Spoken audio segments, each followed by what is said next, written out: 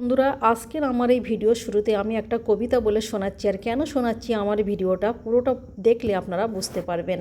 তো আমি কবিতাটা পড়ে আপনাদের শোনাচ্ছি। সীমানা জুড়ে পাঁচিল তুলেছ, উঠোন করেছ আঁটো, বাইরে রেখেছ ইয়া বড় গেট, মনের দরজা খাটো। যতদিন ছিল হাঁড়িগুলো বড়, পিসি কাকা কাকিমাতে হাসিতে গল্পে দিন কেটে যেত ঝোলে ঝালে আলু ভাতে। পাশাপাশি বাড়ি বোঝাই যেত না কার সীমা কত দূর, এ বাড়ির গাছে ফুল ফল হলে ও বাড়িতে যেত আদা। হেসেলের চিনি কম হলে চেয়ে আনা ছিল বাধা, এ বাড়ির খুঁড়ো ও বাড়ির চা খেত ও বাড়ির খুঁড়ো ভাত, এ বাড়িতে কোনো ঝামেলা মেটাতে ও বাড়ি বাড়াতো হাত। আজকে সবার বড় বড় বাড়ি, পাঁচিলে লাগানো কাঁচ, এ বাড়ির কারোর বিপদ হলে ও বাড়ি পায় না আজ। বড় বড় বাড়ি আর ছোট পরিবার চেয়েছিল বুঝি তারা, এ বাড়ির কেউ মারা গেলে তাই ও বাড়ি দেয় না সাড়া। আসলে কবিতাটা পড়ে শোনালাম এই কারণে, এখন কিন্তু সবার মন মানসিকতা একরকম নয়। এখন কিন্তু মানুষের পরিবারের সদস্য সংখ্যা অনেক কম, কিন্তু বড় বড় বাড়ি মানুষ করবে, থাকার লোকজন কিন্তু খুবই কম। আগে কিন্তু লোক সংখ্যা বেশি ছিল, কিন্তু বাড়ি ছিল বড় বড়, রুম ছিল একটা করে হয়তো ভাগে পড়তো এরকম। এখনকার চেয়ে আগে কিন্তু অনেক শান্তি ছিল মানুষের মনে। আমরা যখন ছোট ছিলাম তখন আমাদের বাড়ির সামনে বড় উঠোন ছিল, এখন উঠোনগুলো সব ছোট ছোট করে ফেলেছে পাঁচিল দিয়ে। একটু আগেই তো সেগুলো আপনাদের দেখিয়েছি। যাই হোক, মন মেজাজ অতটা ভালো নেই, তাই সবাই মিলে বেরিয়ে পড়লাম কোথাও ঘুরতে।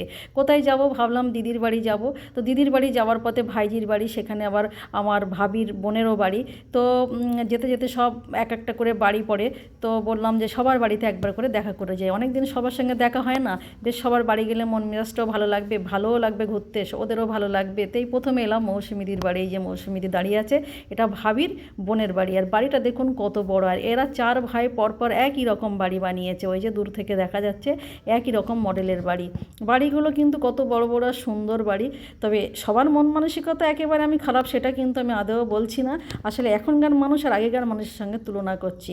থাকার লোকজন কিন্তু অনেক কম, অথচ ঘরবাড়ি অনেক বেশি। আর আগে কিন্তু আমি বললাম না ঘরবাড়ি কম ছিল তাই কি, একই ছাদের নিচেই তখন সবাই মিলে হই হুল্লোড় আর মজা করে বাস করা হতো। আমরা যখন ছোট ছিলাম আমাদের মনে পড়ে আমাদের বাড়ির সামনে বড় উঠোন ছিল, সেই উঠোনে সকাল বিকাল আমরা বাড়ির বাচ্চারা ভাই বোনেরা সবাই মিলে খেলাধুলা করতাম। আমাদের মধ্যে ঝগড়া হবে, আবার সঙ্গে সঙ্গে আমাদের মধ্যে ভাব জমে উঠবে। এরকম মিলেমিশে আমরা দিনগুলো খুব আনন্দের সাথে এনজয় করেছি। আর এখনকার ছেলেমেয়েরা একা একা থাকতে বেশি ভালোবাসে। যাই হোক, এই যে আমার দিদির জায়ের বাড়ি আমার খুব ভালো লেগেছে। এটা হলো মৌসুমিদির বাড়ি। এক ঝলকে সবার বাড়িটা দেখিয়ে নিচ্ছি। মৌসুমিদির বাড়িতে মাত্র 3 জন সদস্য, মা ছেলে আর বাবা। আর বাড়িটা একদম মেন রোডের ধারে। এই যে ওপর থেকে আমি একটু ভিডিও করে আপনাদের দেখাচ্ছি। এই যে নিচেই ভাই বোনেরা মিলে যে ক্রিকেট খেলছে দেখে আমার তো সেই ছোটোবেলাকার কথা মনে পড়ে গেছে। আমরাও ঠিক এরকম করে আমাদের বাড়ির সামনের উঠোনে খেলাধুলা করতাম। এই যে মৌসুমিদির বাড়ির ভিতরে এই যে ব্যালকনিটা আমার খুব ভালো লেগেছে, আপনাদের দেখাচ্ছি। এই যে প্রথমে উঠতে একদম সিঁড়ির সামনে ডাইনিং রুম আর ব্যালকনি, আর এই যে পুরোটা আপনাদের ঘুরিয়ে দেখাচ্ছি। আর ডাইনিং রুমটা এত সুন্দর করে সাজানো, খুব গোছানো পরিপাটি। এমনি মৌসুমিদি প্রথম থেকে খুব শৌখিন। এই যে ভাবি আমাদের নিয়ে এসেছে বলে সব ঘরগুলো ঘুরে ঘুরে দেখাচ্ছে। সব মেয়েদের কিন্তু স্বপ্ন থাকে যে সুন্দর একটা বাড়ি হবে। তো মৌসুমিদির বাড়িটা দেখে সত্যিই ভালো লেগেছে। একদম সুন্দর পরিপাটি শৌখিন বাড়ি, আর খুব সুন্দর করে সাজিয়ে রেখেছে। তারপর মৌসুমিদি আমাদের জন্য একটু নাস্তার আয়োজন করেছে। তো মিষ্টি ছিল দেখতেই পাচ্ছেন, লেডিকেনি, রসগোল্লা, সেই সঙ্গে সিঙ্গারা, গরম গরম সিঙ্গারা ছিল, মিষ্টি টোস্ট, আরও অনেক কিছুই ছিল। তারপরে খাওয়া দাওয়ার পরে ছিল আরেকটা ছিল বলা হলো না, একটা বালুশাহী মিষ্টি। সেটা ওই যে ভাবি খাচ্ছে, ভাবি হাত বাড়িয়ে আমার গালে একটু দিয়ে দিল। আর কোল্ড ড্রিঙ্কস ছিল। আপ্যায়নটা সত্যি খুব দারুণ ছিল, কোনো ত্রুটি হয়নি। আর খাওয়া দাওয়ার পরে আমার ভাবি আবার মজা করে ভাবির বোনের ছেলেকে বলছে, মনা একটা অ্যান্টাসিড দে। ও আবার নিজের জন্য 2টো সিঙ্গারা উঠিয়ে নিল। আমরা বারবার ওকে বলছিলাম, ও মিষ্টি খেতে চায় না, তাই সিঙ্গারা খাবে। এই যে এক বক্স একদম মেডিসিনের ডিব্বাটা বার করলো, এগুলো নাকি মৌসুমিদির মেডিসিন। বলছে মৌসুমিদি অসুস্থ, তাই ওর এতগুলো মেডিসিন খেতে হয়। ভাবি নিজে ওখান থেকে একটা গ্যাসের ওষুধ নিয়ে খেয়ে নিল। তুমি এখন বোনের বাড়িতে কি কি নিচ্ছ তাই বলো? ট্যাংরা মাছগুলো আর ট্যাংরা মাছ নিচ্ছি, ভেটকি মাছ নিচ্ছি, শুধু মাছ, মাংস না? মানে মাংস, হাঁসের মাংস। হাঁসের মাংস। কি রাজহাঁস নাকি বাংলা হাঁস। বাংলা হাঁস? ভালো কথা, বাংলা হাঁসটা নাও। বাংলা হ্যাঁ। আছে, বাংলা সত্যি সত্যি আছে মানে মেরি হ্যাঁ না, আপনারা কিন্তু এই ভিডিওটা দেখলে বুঝতেই পারবেন ভাবি কিন্তু বাড়ি যাওয়ার সময় বলছে অনেকগুলো মাছ আর মাংস নিয়ে যাবে। মানে মৌসুমীদির ফ্রিজে সবসময় স্টোর করা থাকে মাছ মাংস। যেহেতু আমাদের মৌসুমীদির হাজব্যান্ড সার্ভিস করে, ঠিকমতো বাড়ি থাকে না, তাই মৌসুমীদির ফ্রিজে সব কিছু থাকে, কোনো গেস্ট আসলে যাতে অসুবিধায় পড়তে না হয়।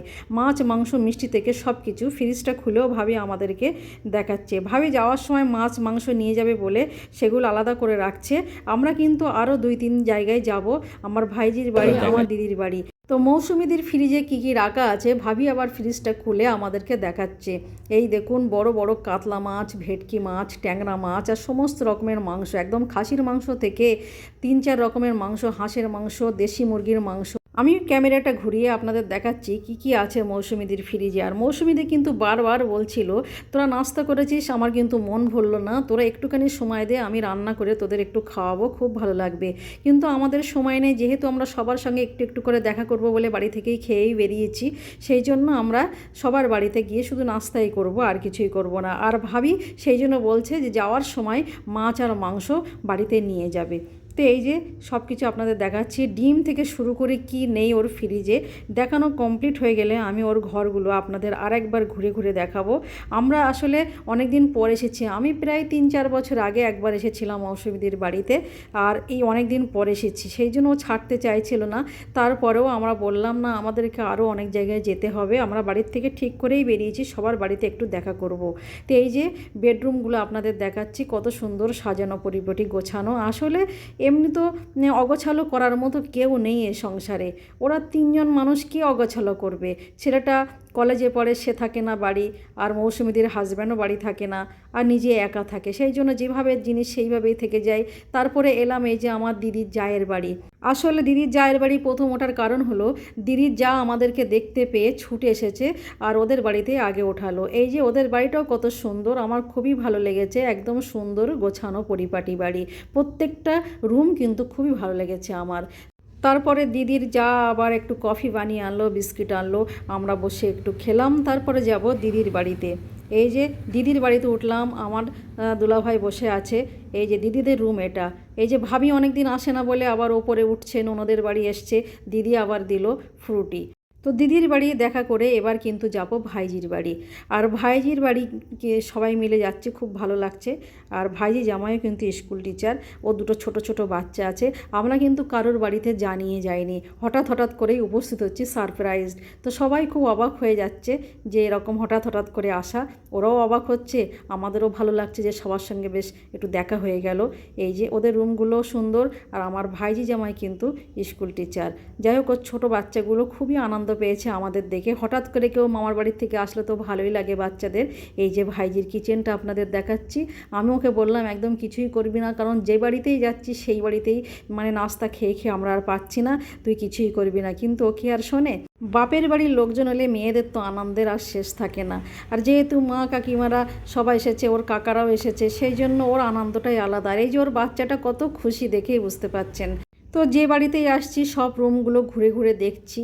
এই যে ওদের আগের পুরনো বাড়িটার সঙ্গে নতুন বাড়ি অ্যাটাচ করে বানানো।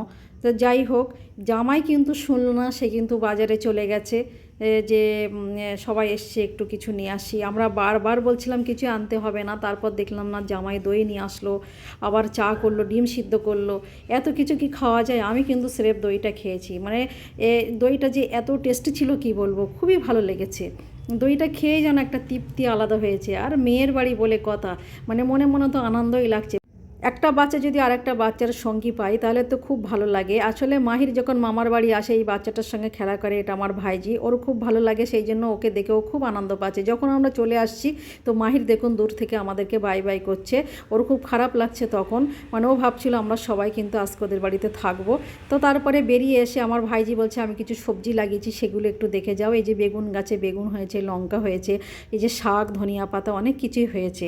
তারপর আমার দিদির বাড়ির সামনেটা আপনাদের দেখানো হয়নি, দিদির বাড়ি যে সামনে কিছু ফুল গাছ লাগানো আছে, ছাদেও অনেক ফুল গাছ লাগিয়েছে। আর প্রত্যেক বছর ওদের বাড়ির পাশে একটুখানি জায়গা আছে, মানে সে উঠান মতো, সেখানে এত সুন্দর সবজি লাগায় তো আপনাদের কি বলবো। যখনই যাই শীতকালেই যাওয়া পড়ে বেশি ওদের বাড়িতে। আর এরকম গাছে রঙিন রঙিন ফুল আর ক্ষেতের সবজি দেখতে সত্যি খুবই ভালো লাগে। এই যে দিদির বাড়ির সামনেটা আপনাদের কিন্তু দেখানো হয়নি। মানে এখন প্রত্যেকটা বাড়ি কিন্তু সুন্দর আর শৌখিন। আমি পুরো দিদির বাড়ির ওই যে সবজি বাগানটা ঘুরে ঘুরে আপনাদের দেখাচ্ছি। তো আজকের পুরো ভিডিওটা আপনাদের কেমন লেগেছে অবশ্যই আপনারা আমাদেরকে জানাবেন। আর এই যে আমাদের বাড়ি ফেরার পালা, যখন বাড়ি ফিরছি সত্যি মনটা খুবই খারাপ লেগেছে। তা আজকের ভিডিওটা লাইক শেয়ারের কথা আমি বলবো না, যা বলবে আমার ভাবি বলবে। এই ভিডিওটা এই পর্যন্ত। আপনারা পাশে থাকবেন, লাইক করবেন, শেয়ার করবেন। ধন্যবাদ।